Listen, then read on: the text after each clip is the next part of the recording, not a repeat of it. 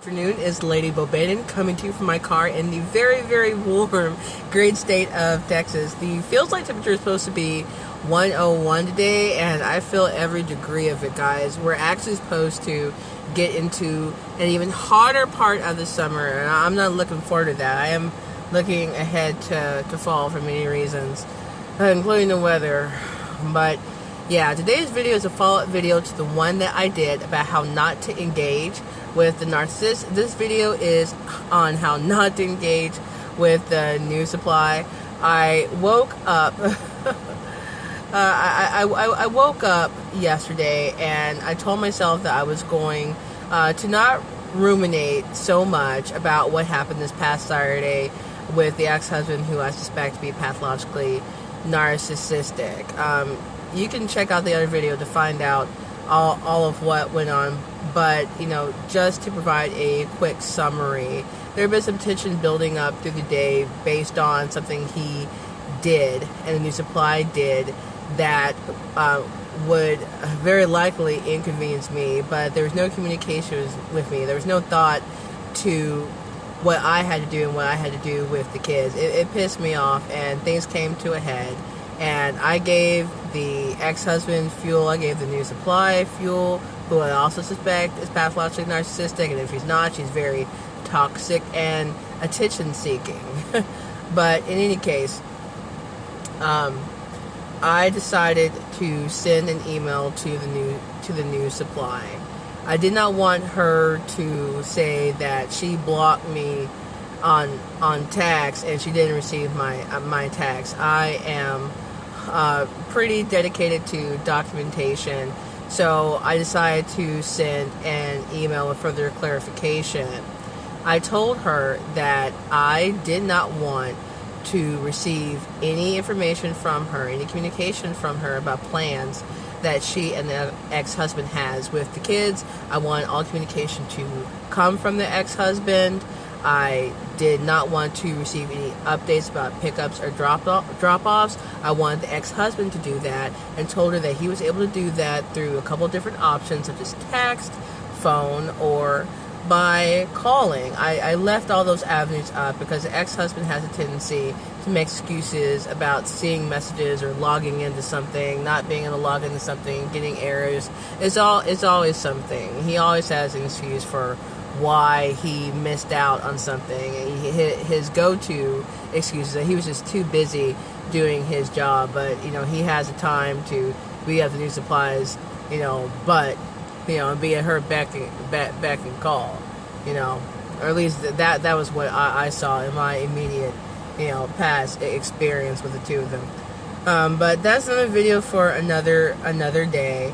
Anyway, I'm going off topic here.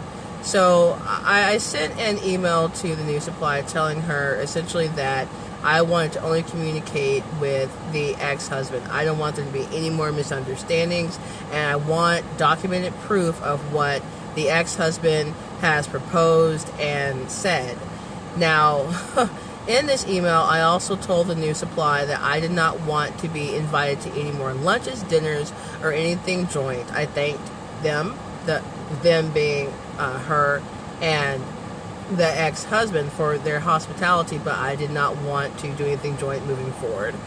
Now, I did not say that she was required to keep in contact with me. What I said in that email was that when the kids were in her care, that I would have my phone on.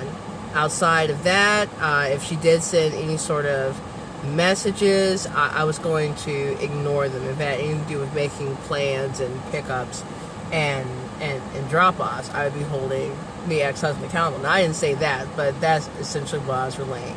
I was going to hold him accountable, and he would need to be the one responsible, because he has basically put the responsibility on foster relationship with his kids and reaching out to me on the new wife. And it's irked me, to be quite frank. I'm the other parent. I'm the one that he should be talking to. Now, I can understand if things were always contentious and I always had a bad attitude, but when things have cooled down on their end and I see that, they're receptive to communication, I will go ahead and, be pretty civil. I'll be amicable. I put on, and act, because, I feel like it's the best of the two options, because when they hate me, they really hate me. I'm enemy number one. But when I'm cooperative and essentially, don't challenge them on anything, I don't have anything to say, I'm just kind of in the background, everything's, all good. But the minute I remind them that they are not in complete control, and that I'm not going to allow them to just walk all over me all the time, then there's a problem and I'm in the doghouse. But anyway, I told the new supply that if there's a question, concern, or an emergency, or the kids want to talk to me, my phone will be open to calls and text. Again, I did not require her to be in contact with me outside of that. I did not require her to be in contact with me when she had the kids. I just told her when my phone would be receptive to her calls and her texts, and that's when it concerned the kids. Well, that pretty much set her off, I guess, because she replied same. She did not want to do anything joint with me. She told me to leave her alone and that I should not email her, text her, or call her. Now, guys, the whole point of sending that email was that I wanted to let her know that I did not want to be in touch with her and I did not want to associate with her. So what makes her think that I wanted to still talk to her? I just wanted to let her know, where I stood and what I thought her role should be. And that shouldn't be the parent. It shouldn't be the one making decisions. She let me know that she was not required to be in contact with me and that she wouldn't, which I find interesting, because as a mother, I would think that she would want to know how her child was and to be contacted if something arose. But, this person is a different, lower breed of female, so it doesn't surprise me that she's being contrary right now. She doesn't like the fact that I'm putting her in her rightful place. And her rightful place is the partner of the ex-husband. It's not the mom, and she is not an overlord. And is not secretary. She's not going to play secretary between myself and the ex-husband. I guess she thought I was trying to demote her or something. But honey, if you happen to be watching this, just know that, I'm not jealous of your position at all. And in fact, I feel sorry for you because you don't know what's coming. And maybe if it's come by now, you would agree that I was right to warn you that it was best for you to jump ship when you could before you got so ingrained. But you're so desperate for attention and for love that you're willing to sit up there and be abused and be controlled and be manipulated into doing the dirty work for the narcissist and handling all of his business. Well, if you want to do that, go ahead. Anyway, I don't think she's watching. She's caught up in goodness knows what, something involving herself. They aren't really thinking about me. and that's the pretty much the theme, or what should be the theme of the Narcissist and New Supply. They are not thinking about you. They don't care about what would convenience you, what's going to inconvenience you, how you're impacted, how you feel. And when you have two toxic people like the ones that I deal with, they just don't care, guys. And, this New Supply told me that she hoped that my hatefulness wouldn't backfire on my kids and that she would continue to teach the kids to be kind. Really? Really, B? You're the one talking about kindness, but you'll freeze at the drop of a hat and talk mess about me in front of my kids when you're upset with me. Or you'll sit there and ignore them and not acknowledge them if I happen to be around when you happen to be upset with me. You'll sit there and get petty over material things. Like this bee jumped me over a fire stick when she was several months pregnant. She used to live in the Merrill home with myself and ex-husband. Long, horrible story. I'll have to save it for another video. I could do a whole other series on that. But yeah, anyway, you know, we were switching rooms and there was like a fire stick in there. It was a fire stick that had belonged to me, but they were using it. I took it back because I'm thinking, you know, it's not yours. It's not yours. You don't run the house. But she sat there and she jumped me over. But anyway, you know, this bee is talking about kindness. I'm sitting here rolling my eyes reading this email because, like a lot of narcissists, they project their stuff onto you. She's hateful. She is the one that is hateful, and she's jealous, and she's insecure. Yes, I said jealous, people. I believe that she is jealous that I have broken free. I think she's jealous that I have broken free, and I'm in a better position, and she's envious of the fact that I'm not chained down like she is. She's in a catch-22. If she leaves a narcissist, she's going to be in a bind. If she stays with the narcissist, or with the suspected narcissist, she's going to be in a bind. But anyways, guys, I got pretty upset at the fact that she told me, well, at least what I gathered from her reply was that she wasn't going to contact me. I didn't even require her to contact me. I just told her that she could. It should be pretty obvious that I don't want to talk to her. She's been blocked on Facebook from day one when she decided to turn her back to me and plot with the ex-husband and completely take his side, even after being abused herself. It boggled my mind how she could just sit there and watch someone ignore their kids and walk away from their kids and still think that was hot. yeah, anyway.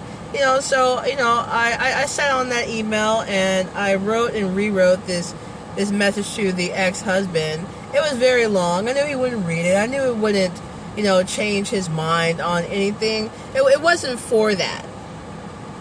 It was to put it in writing where I stood and where my boundaries were going to be. I let him know that I had emailed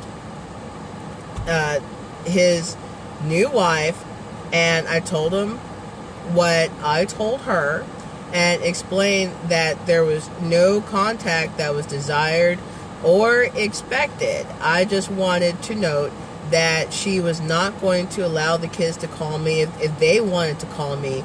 And in the event of emergency, she felt that she wasn't required to reach out to me. Well, guess what? She's correct. She's legally required. She's not legally required to talk to me and keep in touch with me, but the ex-husband is. But we all know that narcissists don't care about the rules and how it applies to them, because they don't think the rules apply to them, you know. But there's consequences for actions, and oh boy, there will be some consequences here. Not from me, just from, you know, how, you know, the ex-husband and new supply are acting. I you know. So, but anyway, after I sent this long message to the ex-husband, or text message, he told me that he didn't have time to read it, and told me that he wanted to only communicate on AppClose, this co-parenting app that we use. It has a calendar, reimbursement request feature, messaging feature. It's free. I don't know if you can get it on Apple's store, but I know you can get it on the Android marketplace. But anyway, I agree to that. You know, I put in a little dig in my messages about, you know, him being able to call the kids and to still communicate to arrange a time to help celebrate the daughter's birthday. But I put in that if, you know, he chose not to, that was fine. The kids have an actual involved father figure, and we would make sure that our oldest daughter's birthday was special. Now, that's not going to really hit him in the feels. I just want to do that little dig. Oh, I'm terrible. But it's true. The kids do have a father figure now. They have a father figure through my dad, their grandfather. They have a father figure, and my boyfriend who's actually known them since, you know, they were born. So it's not like he's a stranger, you know, to them. They've essentially grown up with him being present. So yeah, that's that.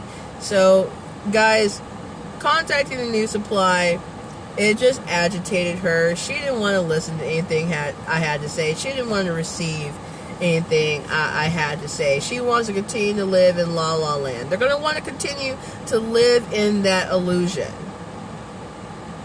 They're going to have to learn the hard way that what they're living is not reality, or is not a sustainable unreality, because it's like being in an alternate dimension. And frankly, I'm kind of glad I'm back in the doghouse. This means that the ex-husband is going to communicate a lot less, and I don't have to deal with him. And from now on, if he wants to have the kids for an extended period of time where they're going to be with the new wife, if she's not going to communicate with me, I'll let the ex-husband know that if he wants those kids, he's going to have to be able to pick them up when the order says that he can. And he's going to need to drop them back off as well. Because I'm tired of bending over backwards and accommodating these a-holes. They have not always respected my time. I've bit my tongue. I've tried to be understanding. I've tried to be accommodating and help foster a relationship between the kids and their father. But guys, you're not responsible for that. Only that other parent is responsible. You can't shield your kids from who that other parent is. I've tried, and it doesn't work. The other parent's going to show who they are, and they're going to poke you in the eye and push your buttons to make you look like the crazy one. And I look like the crazier one this past Saturday. I sent my long message, and I'm done. I am done. I'm done. So yeah, I'm the kind of person, I have to get stuff off my chest. I have to lay it down on the line. And I'm tired of these line steppers getting into my personal space, trying to bring me back into their bizarro dimension. I'm not about it anymore. I'm ready to move on and live my life. I'm working on myself. Can the new supply say that? Because every time I see her, she looks dumpier and dumpier. She doesn't look like there's any life in her. She's looking tired. She's always stressed or anxious or pressed about something. She puts on a face, but I know the truth. Anyway, that's all for today's video. Thanks for joining me, and I'll see you guys soon.